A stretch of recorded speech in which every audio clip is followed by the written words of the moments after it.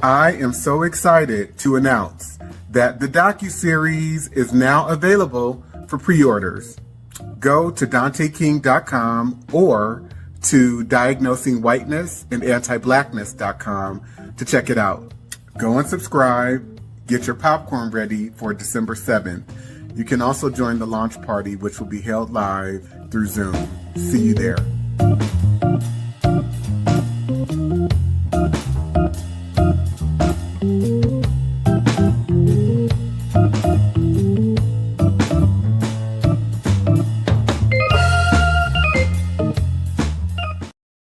The book surprised you the most? A whole book. The whole book. Because I thought that I knew a lot until I read that book and realized I didn't know anything. There was a lot to learn and a lot to still be discovered. I'm still processing it. I can see things now that I didn't see before. And it's all because of the book. I love that. Jules? So much of the book really opened my eyes to things. The Casual Killing Act, the legality of rape. And then one of the other parts was the housing covenants and the covenants that were allowed. And growing up in the Bay Area, St. Francis Wood, for instance, is a highly coveted place to want to live or want to strive to, right? I was a child and I'd passed through St. Francis Woods and it was something that you feel could have been attainable. And then as you read Dante's book, you realize it's attainable for white people. It's not attainable for me. It's not attainable for you. Not in the way that you think you would be able to attain certain places and spaces. You are written out of that legally. Right. And Alicia? What really stands out to me is the 1850 Fugitive Slave Act, which describes so much of how white people operate in terms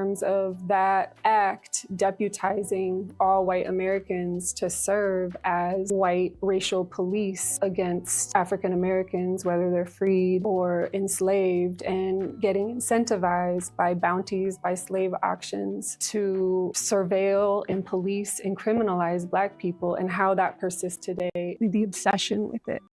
We're free. We're not on plantations. We're not indentured servants. Well, that's We're unfortunate. not slaves. Yeah, I know. Yeah. That's such an unfortunate mindset. Again, it's rooted in low standards too, because your starting point, as it pertains to Black people and freedom, is one where people are bound, shackled in chains, being subjected to rape and pedophilia, and stuck on agricultural plantations. And so we don't necessarily consider, for example, the public health institution or, my job at Google or my job as an attorney at this law firm. We don't consider these corporation plantations where white people have benefited for centuries, and yet we still are subjects of servitude in a system that's based on feudalism. So therefore we have developed false impressions, I guess I would say, and low standards and low expectations around how we define and deal with freedom.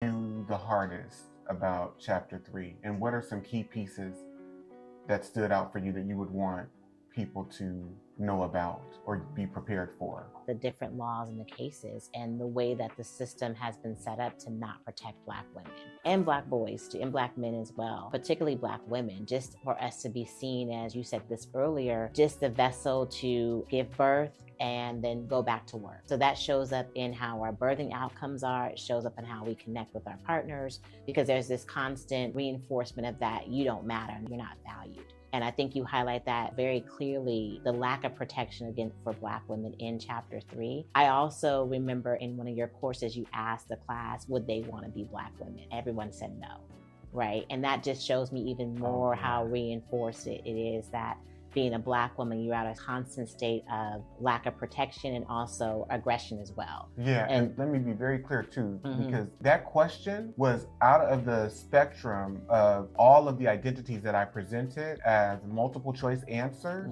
Who would you not want to be? Yeah. And 100% of the people said, I would not want to have been a Black woman. Right. I would not want to be right. a Black woman. Right. I am so excited to announce that the Docuseries is now available for pre-orders. Go to DanteKing.com or to Diagnosing Whiteness and Anti-Blackness.com to check it out. Go and subscribe. Get your popcorn ready for December 7th. You can also join the launch party, which will be held live through Zoom. See you there.